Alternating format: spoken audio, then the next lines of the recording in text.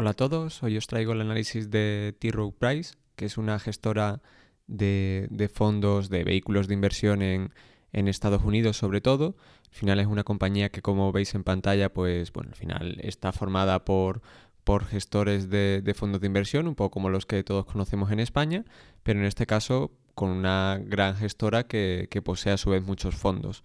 En este caso su principal target o su principal fuente de ingresos es los jubilados, bueno, los trabajadores, mejor dicho, que aspiran a tener una mejor jubilación y que para ello van ahorrando e invirtiendo y vamos a ver un poco cómo es también el ahorro privado en Estados Unidos, que está más incentivado desde luego que en España, por ejemplo, y tendrá también a Vanguard, ¿no? A las diferentes gestoras sobre todo de indexación, de gestión pasiva, etcétera, como principal competencia o posible disruptora a futuro, que luego veremos si verdaderamente hay tal riesgo o se van apañando en la compañía. Luego, creo que es interesante empezar viendo la exposición que tiene el grupo T. Rowe Price a las diferentes tipologías de fondos de inversión. Concretamente, pues ellos desglosan en acciones, renta fija, multiactivo y alternativos. Al final, hasta 2015, pues la separación era únicamente entre acciones y renta fija, no os lo he incluido, pero bueno, básicamente tenían un 70-80% siempre de acciones frente a ese 20-30% de renta fija. Pero en 2015 empezaron a desglosar, incluyendo los multiactivos, que básicamente pues son los fondos de fondos que tiene la compañía, que a su vez invierten en fondos de acciones o fondos de renta fija del mismo grupo, también en algún indexado, también de la propia T. Rowe Price, y que están destinados a la jubilación de trabajadores de Estados Unidos, ¿no? Entonces tienen algunas particularidades que luego veremos. No son tan horripilantes como nos podemos imaginar. Al final no es que tengan una doble capa de comisión, tiene un poco de truco. Al final solo se paga una. Pero bueno, al final interesante también el hecho de que, como podéis observar, pues los fondos multiactivos de la compañía pues han ido ganando peso por activos bajo gestión, que aquí en este sector pues las siglas AUMS, Assets Under Management, pues oye, son las que siempre se utilizan y es más rápido, ¿no? En el análisis, por ejemplo, escrito que subiré al blog, pues también suelo incluir esas siglas antes que activos bajo gestión, que es más largo. Podéis ver que ha ido ganando peso de un 28% del total en 2015 a un 35% en 2025 y bueno, también como curiosidad pues también está lo de la partida de alternativos, que luego veremos que en 2021 pues la compañía se compró una gestora de activos alternativos, concretamente de riesgo. Y también interesante abajo la tabla que muestra los ingresos de cada tipología de fondo de inversión o de vehículo más que de fondo, porque luego tienen de todo, tienen SICAVs, tienen ETFs de gestión activa, bueno, tienen un poquito de todo. Y como podéis observar, lo interesante aquí es el porcentaje de los ingresos que representa cada tipología de vehículo de inversión, porque al final, si veis, por ejemplo, lo que pesan los fondos de acciones, en 2025 un 49% de los activos bajo gestión, sin embargo, pesan un 59% de los ingresos. Al final, esto lo que nos dice es que los fondos de acciones pues son más rentables que, por ejemplo, que los clientes tengan el dinero, por ejemplo, en renta fija o en el multiactivo, ¿no? ¿Esto por qué es? Pues bueno, al final la renta fija no renta tanto a largo plazo como las acciones y por tanto no puedes pedirle que pague unas comisiones iguales a los fondos de acciones. A diferencia de lo que sucede con el retail, por ejemplo, lo que podemos ver en España, que se pagan comisiones pues más o menos de un 2%, 2,2% si nos vamos a fondos bancarios de comisión fija, pues en este caso, en el caso de T. Rowe Price, pues estamos hablando de mucho cliente institucional, fondos de pensiones públicos, fondos soberanos, también tienen dentro de cliente institucional, pues se incluye todas las empresas que pactan para ofrecer servicios de multiactivos a sus trabajadores, ¿no? Luego veremos la suerte esta de cuentas fiscalmente similares de pagar impuestos que tienen en Estados Unidos, y bueno, pues al final esto lo que se refleja es que se paguen unas comisiones mucho más bajas que en el caso del retail, ¿no? Pues siempre se dice lo de, oh, pero es que si en España las pensiones fuesen privadas, pues seguro que se lucrarían muchísimo las empresas y cobrarían unas comisiones enormes. Pues oye, al final, en este caso, para que os hagáis una idea, en los fondos de acciones se está pagando un 0,4 o 0,5% de media de comisión en T. Rowe Price, y hablamos de una gestora de fondos activos. Luego en renta fija pues baja al 0,3. Multiactivo a medio camino entre renta fija y acciones, porque al final pues tiene un 70-80% de acciones y el resto en renta fija, dependiendo luego lo veremos, pero dependiendo del momento, en lo que reste de años para la jubilación del cliente, pues va a tener más renta fija o más renta variable, ¿no? Se vuelve más conservador conforme se acerca el año de jubilación del cliente, ¿no? Y luego los alternativos pues andan en un 0,6% de comisión, ¿no? Esto sin contar las comisiones de éxito bueno, si es un año muy bueno, pues lógicamente sube la media. Pero la de gestión pues anda eso en un 0,6. Entonces, claro, al final, como vemos, renta fija pues es la menos rentable, 12% de los fondos gestionados por la empresa y solo representa el 7%, pero bueno, pues al final tienes que jugar también con los fondos de renta fija, porque donde acumulas, donde vas creciendo más a largo plazo es en multiactivo, y allí pues tienes que tener también tus fondos de renta fija para invertir los fondos de fondos. Así que nada, vamos a empezar hablando un poquito, que creo que es interesante, del sistema de ahorro para la jubilación en Estados Unidos. En primer lugar hay que decir que a pesar de que siempre nos parezca que Estados Unidos pues es como un lugar donde todo es privado y tal, pues oye, al final también tiene su sistema público de pensiones. De hecho, como en el caso español, pues también es de reparto, aunque tiene una forma de calcularse la pensión del trabajador pues más cercana al sistema de capitalización que al de reparto, ¿no? Pues al final tiene en cuenta un periodo casi total de las aportaciones en vida mientras trabaja del trabajador, o sea que más o menos vas a recibir en base a lo aportado. Pero bueno, en cualquier caso, lo interesante del sistema público de pensiones norteamericano es que pues es un sistema de mínimos, a diferencia del español, que lo que busca es que tú no necesites tener mayor renta que la que te dé la pensión.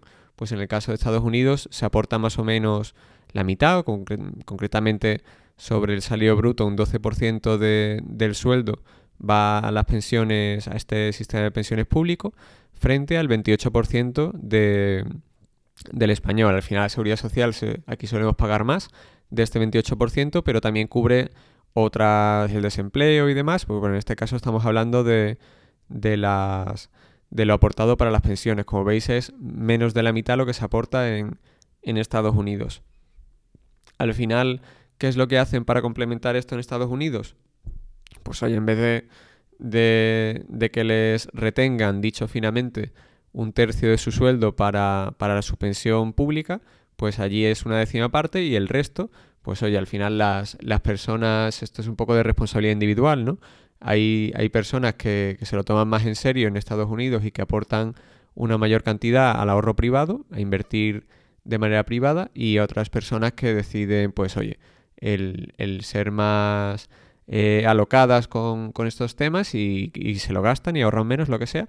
Pero bueno, el caso es que existen unas cuentas libres de impuestos que se llaman las 401k y el IRA, que bueno, al final pues básicamente cada empresa, como se ha adelantado antes en Estados Unidos, pues tiene un acuerdo con una gestora de fondos, sea de gestión activa o de gestión pasiva, y lo que hace esta gestora es ofrecer al trabajador una suerte de menú con diferentes opciones para que éste pueda invertir su dinero, ¿no? Básicamente pues le va a ofrecer diferentes fondos de inversión, unos más activos, otros más pasivos. Por ejemplo, en el caso de T. Rowe Price, pues ya han ido introduciendo opciones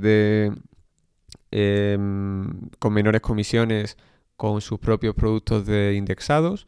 Pues al final básicamente se han ido adaptando y como han visto que llevan 15 años sin en muchas ocasiones batir a, por ejemplo, el SP500, ¿no? Que ha estado intratable, pues se han ido también lanzando sus propios indexados para en ese fondo de fondos multiactivo en el que se combina renta fija con renta variable, pues el ofrecer también esta opción. Al final va por gustos, ¿no? Te ofrecen a lo mejor 20 vehículos y tú eliges una combinación o si quieres uno concreto. Entonces, ¿qué es lo interesante de efectos del negocio de T. Rowe Price? Pues que es un oligopolio. Al final, el 80% de todos estos activos bajo gestión pues van a estar gestionados por 5 grandes gestoras, ¿no? La que más pesa es Vanguard, ¿no? Que para que os hagáis una idea, gestiona 3 veces más aproximadamente que T. Rowe Price, ¿no? Al final no significa que gane más dinero porque son indexados, pero por volúmenes sí que gestiona pues 3 veces más. Al final, pues estas gestoras lo que ofertan, como os he comentado, son fondos de fondos. Luego, estos fondos de fondos invierten en los propios fondos de estas gestoras, en un fondo de, imaginaros, un fondo de fondos para jubilarte en el año 2050 y que como todavía te quedan 30 años, pues que invierte un 80% en renta variable y un 20% en renta fija. O, por ejemplo, un 80% en renta variable, 15% en renta fija y 5% en alternativos de crédito, ¿no? Que también lo ofrece T. Rowe Price con su adquirida, ¿no? Pues oye, al final, en este caso, lo que hace este fondo de fondos es comprarse pues una parte del patrimonio en fondos de acciones de T. Rowe Price, otra parte del patrimonio en fondos de renta fija y otra parte en fondos de alternativos de crédito, ¿no?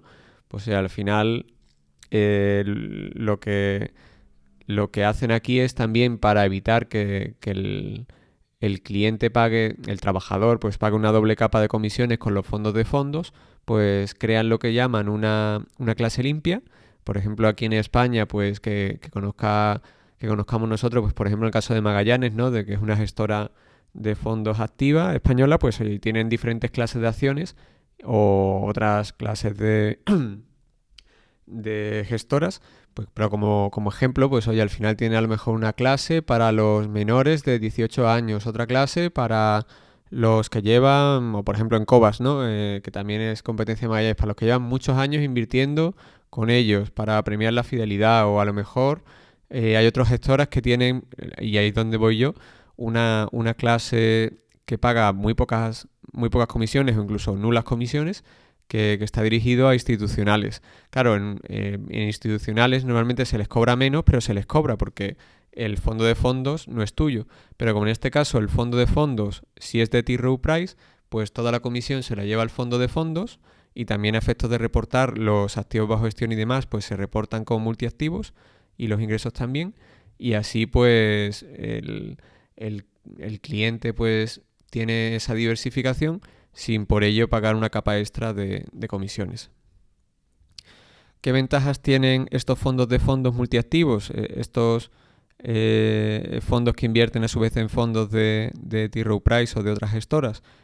Bueno, ventajas desde la perspectiva, me refiero, de T. Rowe Price, no desde la perspectiva del negocio. Pues bueno, en primer lugar hay que destacar que son activos cautivos, es el equivalente, salvando las distancias, de los planes de pensiones privados en España. Al final, si tú, por ejemplo, eres Magallanes, o eres Oros, o eres Valentum o lo que sea, pues lógicamente si puedes elegir entre que un cliente te meta 100.000 euros en tu fondo de inversión o que ese cliente ingrese ese dinero en el plan de pensiones privado que gestionas tú, pues probablemente te interese más que cara al negocio que te lo ingrese en el plan de pensiones, ¿no? Porque al final el cliente, sobre todo el retail, pues es muy muy voluble, es muy afectado por los momentos de pesimismo en bolsa, ¿no? Los momentos de pánico y hay mucho reembolso. Al final, no quiero poner nombres concretos porque tampoco quiero fastidiar a nadie el marketing de ninguna gestora, pero bueno, al final cuando una gestora le va muy bien, pues se va a máximos de activos bajo gestión. Y cuando lleva un año malo, muy malo o varios años malos, pues empieza a salir dinero a borbotones y hay muchos reembolsos, ¿no? Pues la gracia de esto, como los planes de pensiones privados españoles, pues oye, es que son activos cautivos y que en un desplome puntual de los mercados pues no tienes esa volatilidad. Esto con matices, porque realmente no es que sean cautivos de que por narices tengan que mantenerse hasta el momento de la jubilación, sino que en la práctica si sacas el dinero antes de haber cumplido, creo recordar, 59 años o que te haya ocurrido algo grave, por ejemplo, que puedas justificar que has tenido un aumento muy importante de los gastos médicos, por ejemplo, si tienes una enfermedad gorda que no te cubra totalmente tu seguro de salud privado, pues oye, puedes decidir el que te dejen vender parte o todo de lo que hayas ahorrado para tu pensión en estas cuentas, ¿no? Pero en general, si no está justificado y lo quieres sacar simplemente porque te ha entrado el miedo o lo que sea, o te lo quieres gastar en un Porsche, pues al final te meten tal desincentivo fiscal, vas a tener que pagar tal cantidad de impuestos que en la práctica pues son activos cautivos. Luego también es interesante el hecho de que por lo general todos los meses los trabajadores pues van ingresando nuevos fondos a su cuenta de jubilación, y esto a su vez pues se invierte en los fondos de estas gestoras. Luego también es interesante el hecho de que estas aportaciones a estos planes privados de pensiones pues están incentivados por las empresas.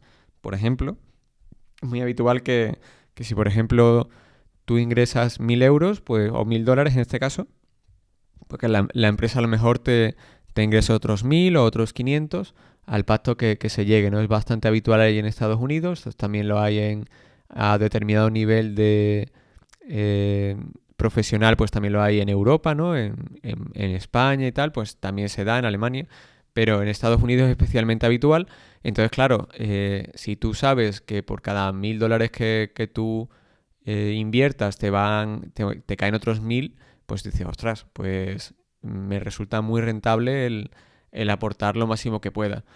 Siempre y cuando, claro, luego se obtengan buenas rentabilidades y demás, pero a priori, pues parece que sí, ¿no? Esto me ha recordado un familiar lejano que trabaja en Telefónica y que, y que claro, bueno, en verdad no lo voy a contar, no lo voy a contar.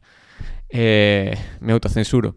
Luego, respecto a otro incentivo interesante en la empresa está el hecho de que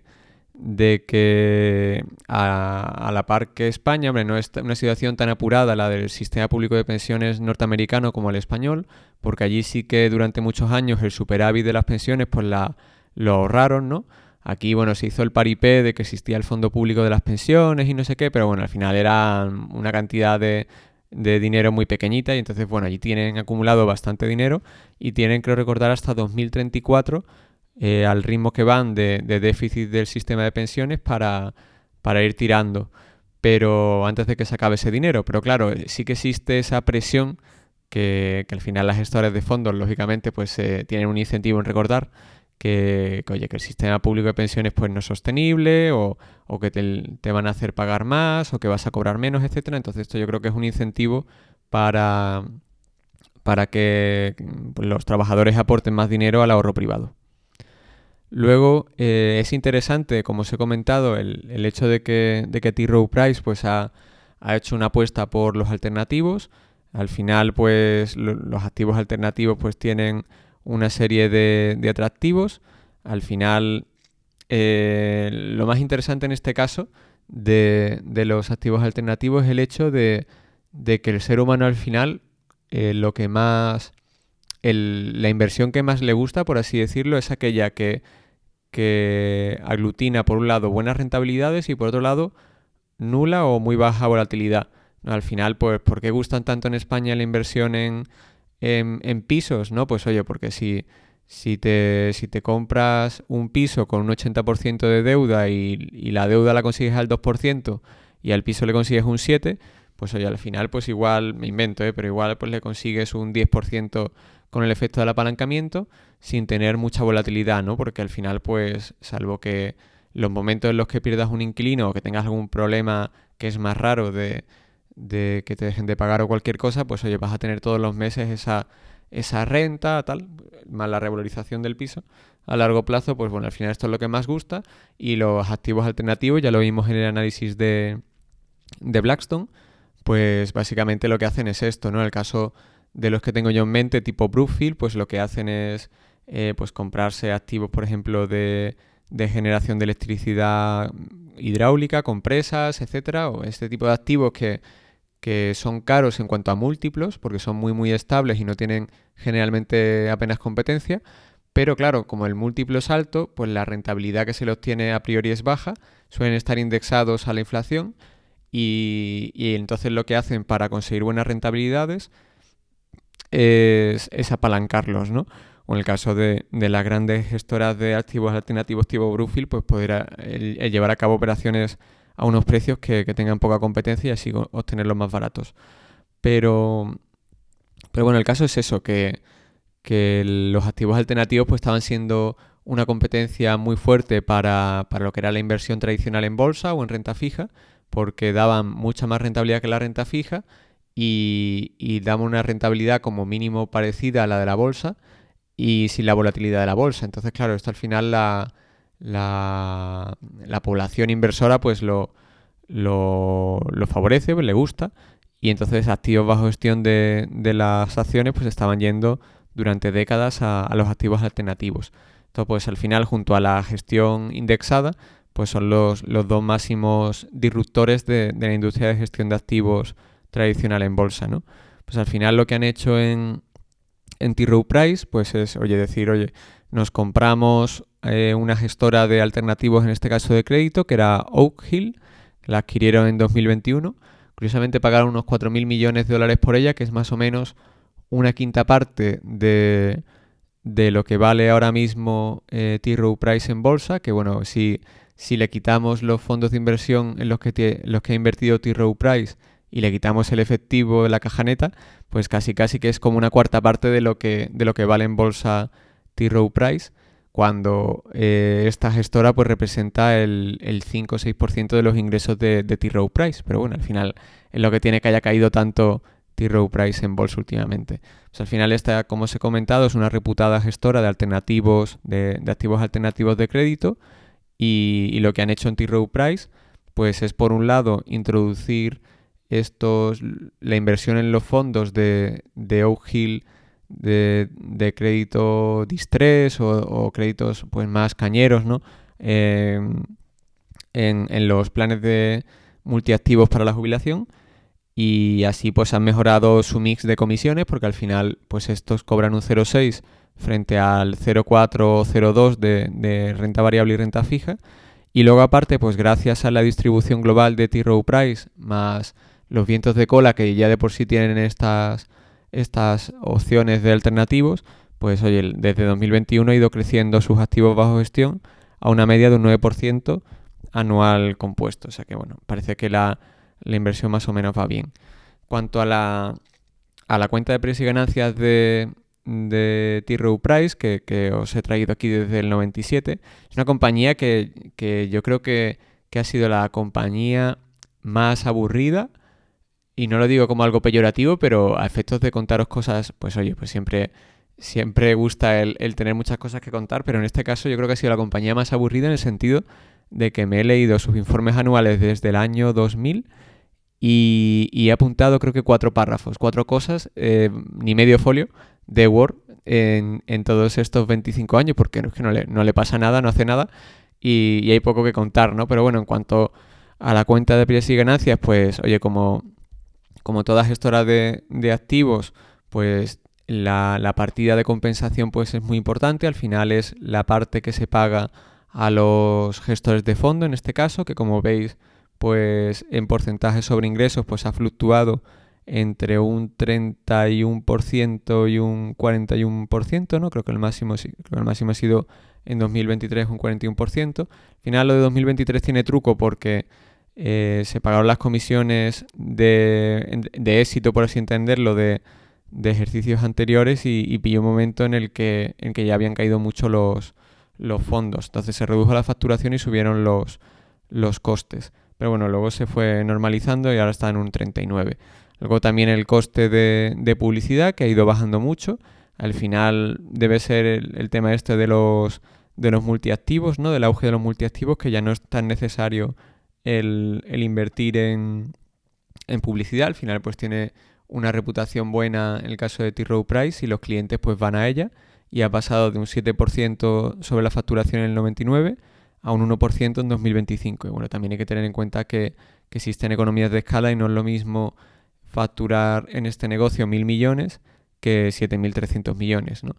Luego, en cuanto al beneficio operativo, como siempre, pues vamos a también ajustarlo. Entre el 99 y el 2001 pues había un poco de amortización de intangibles por la amortización del fondo de comercio, que luego dejó de ser amortizable, lo que sí se puede es deteriorar. Se hace un análisis anual del valor del fondo de comercio para ver si el valor se ha reducido o no. Pero bueno, en este caso, pues desde 2001 hasta 2022 no tengo yo de nuevo amortización de intangibles derivados de inversiones. En el 2022 vuelvo a verlo porque se adquirió, como os he comentado, en 2021 por unos 4.000 y pico millones la gestora Oak Hill. Pues hoy al final no el fondo de comercio, que no se amortiza, pero aparte del fondo de comercio hay una serie de activos que se consideran de vida finita por las normas de la contabilidad, y que eso sí se va amortizando, y ahí tenéis la amortización de los intangibles, ¿no? Eso incluye también, bueno, no lo incluye, lo he puesto más abajo, una partida por deterioro de intangibles en 2022, que también deriva de lo que os he comentado de la compra de Oak Hill. No solo de eso, porque también hubo deterioros de activos fijos, pero bueno, al final luego también dentro de los extraordinarios, pues destacar este último año 2025 costes por reestructuración de 177,3 millones de dólares. Al final el extraordinario de reestructuración, pues en este caso es mayoritariamente de costes por despido, indemnizaciones, y luego también indemnizaciones cuando renuncias a parte de tu espacio de oficina por la resolución anticipada de contratos de arrendamiento, ¿no? Pero bueno, solo ha sido un año, o sea que realmente la empresa no se ha visto muy necesitada de hacer despidos ni nada parecido. De hecho, los empleados han ido subiendo. Luego tuvo un pleito en contra en el año 2016, que quedó en nada porque luego el seguro lo pagó todo en 2017 y 2018, que están como extraordinarios positivos también ajustados. Entonces, si seguimos avanzando, pues llegamos al EBITDA ajustado, luego el resultado financiero, que bueno, al final ahí tienen otros ingresos en parte de las inversiones. Cuando venden con ganancia fondos, pues aquí van como ingresos, luego también tienen caja neta y aquí van intereses, tiene también otros ingresos no directamente relacionados del negocio. Pues bueno, todo va a más que resultado financiero, podríamos haber puesto otros ingresos, pero bueno, luego pues ya si seguimos para abajo, básicamente llegamos al beneficio neto. Para el beneficio neto, en su caso, hay que ajustar los minoritarios. En el año 2000 y en 1999 sí que tenían algo del beneficio que no era de su propiedad, y por eso tenían minoritarios, pero lo recompraron, y luego sí que actualmente pues tienen una parte de minoritarios. Luego también hay que decir que tienen una participación en una gestora de activos hindú, que tienen algo menos del 20% de la propiedad, pero eso no aparece aquí, ¿no? Y nada, pues las acciones en circulación, pues en general habían ido subiendo hasta 2007, ¿no? Que fue un poco el momento de auge de uno de los picos del negocio, y luego le han ido reduciendo, fijaos, de 279 millones a 220 millones en la actualidad. Es decir, que a pesar de ir pagando parte del sueldo de los directivos y demás en acciones del grupo, pues sí que han hecho bastantes recompras, y eso ha permitido pues reducir el número de acciones en circulación. Al final también, si veis el dividendo por acción, que lo tenéis desde el 97, pues ha sido muy creciente. Al final el grupo pues siempre se ha caracterizado por tener un payout, un porcentaje del beneficio neto que reparten dividendos, pues relativamente bajo o sostenible, y ese 40%, y eso le ha permitido pues en los años regulares pues también seguir subiendo el dividendo. Hay años de dividendos extraordinarios, pero lo que es el dividendo base pues siempre lo han ido subiendo. Al Al final, pues hay veces que se han visto, como en 2021, que ganaban mucho dinero y que pues tenían demasiada caja neta y han decidido dar un dividendo extraordinario, pero no es lo habitual. Luego, en cuanto a la ciclicidad del negocio, pues sí que se aprecia que hubo picos, por ejemplo, en el año 2000, que fue la previa al pinchazo de la burbuja.com. Pasaron fijaos, del 97 al 2000, pues casi doblaron ingresos, ¿no? Algo menos de doblar. Y luego tardaron pues 3 años en volver a superar el pico del 2000. Luego en el año 2007 lo mismo, hicieron su pico antes del pinchazo de la burbuja inmobiliaria y de la crisis financiera. A pesar de ello, en 2006 ellos ya habían vendido todo lo expuesto a activos subprime. Como curiosidad, que lo he visto en un vídeo del canal de la compañía sobre su historia. Bueno, esto yo tampoco creo que sea tan meritorio, ¿no? Está bien, el ser humano es resultadista y, oye, pues bien por los clientes que lo evitaron, pero realmente la burbuja inmobiliaria pues estaba patente mucho antes de 2006, ¿no? O sea que, bueno, al final si hubiese pinchado en 2005, en 2006, pues se la habrían comido con patatas cuando a lo mejor no deberían haber estado allí a esos precios como los múltiplos que se manejaban en la vivienda y demás. Pero bueno, el caso es que desde el pico de 2007 pues tardaron 2 años en volver a superar esos ingresos, o sea que realmente es una ciclicidad relativa, y el último pico pues ha sido en 2021, ¿no? Con el auge después de la pandemia, que también hubo una locura bursátil, luego un auge también del gasto del consumidor, y claro, luego llegó la guerra, vino aquí el señor Putin a fastidiarnos la fiesta, ¿no? Y empezó la guerra contra Ucrania y la inflación, la subida de tipos de interés, etcétera, y ahí pues, oye, al final el grupo pues ha ido recuperando, ya está más o menos bastante cerca de recuperar la facturación, pero sí es verdad que han bajado los márgenes operativos, ¿no? Desde 2021, que tuvieron un techo del 48%, están ahora en un 34%. Pues oye, al final se están recuperando más o menos los beneficios, pero están todavía lejos de ese máximo de 2021. Luego, a cambio, pues sí que, como han subido los tipos de interés y la compañía tiene caja neta, pues reciben mayores intereses por su caja neta, pero no lo suficiente como para compensar. Aún así, ha sido un negocio bastante próspero y sí que se aprecia que al final, pues, como se llama, las aristócratas del dividendo, ¿no? Que creo que recordar que son las que llevan 25 años subiendo el dividendo. Tampoco soy un experto en dividendos, o sea que si la cifra me ha bailado, pues perdonadme. Y ellos llevan pues muchísimos años subiendo el dividendo, y esto al final pues suele ser por algo, ¿no? Aunque des un payout bajo, pues suele ser por algo. Pero es verdad que te arriesgas, al final esa reputación de aristócrata o lo que sea, pues es curioso, ¿no? Porque al final es una empresa que si hubiese dado un payout del 80 o 90%, pues probablemente hubiese tenido que dejar de subirlo en algunos momentos y habría perdido ese estatus, ¿no? Mientras que como da un 30-40%, pues a lo mejor no ha sido lo más eficiente porque siempre le ha sobrado caja neta en el balance, pero bueno, al final pues cada uno valora lo que estima conveniente.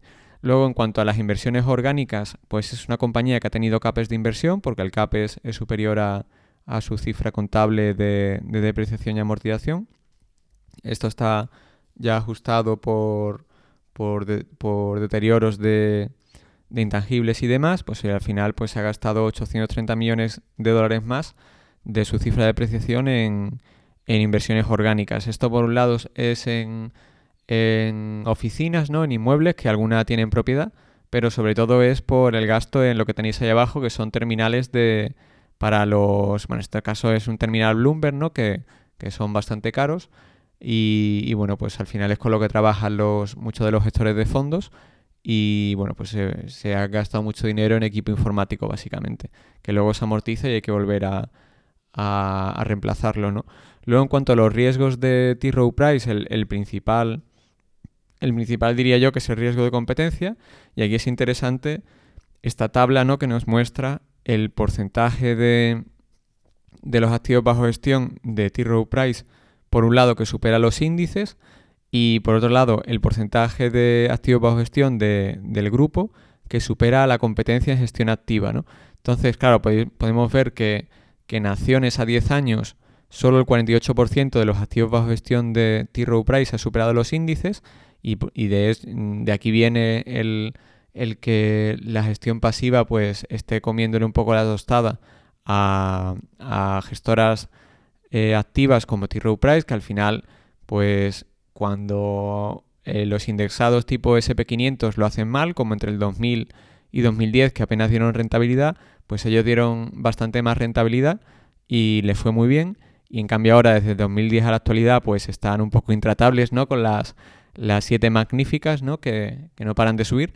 Y claro, pues oye, al final pues es complicado el superar al SP500 o al MSCI World, ¿no? Pero bueno, un 48%, al final más o menos la mitad de los activos de bajo gestión del grupo pues superan a sus índices de referencia, que oye, dado el ambiente que hay, pues tampoco está tan mal. Luego en renta fija pues les va mucho mejor. A 10 años el 69% de los activos bajo gestión superan a su índice de referencia. Y los multiactivos, pues curioso que esa mezcla entre acciones y renta fija pues superan a sus índices un 77% de los activos bajo gestión. Aquí también meten un poco de alternativos. Luego también interesante, a efecto de la competencia directa de otras gestoras activas, de gestión activa, pues oye, el porcentaje en acciones de activos bajo gestión que supera a la competencia, en este caso es un dato que te da Morningstar, ¿no? que ve las rentabilidades de la competencia de los fondos de T. Rowe Price, pues oye, es el 74%, o sea que en general pues lo hacen mejor que la competencia.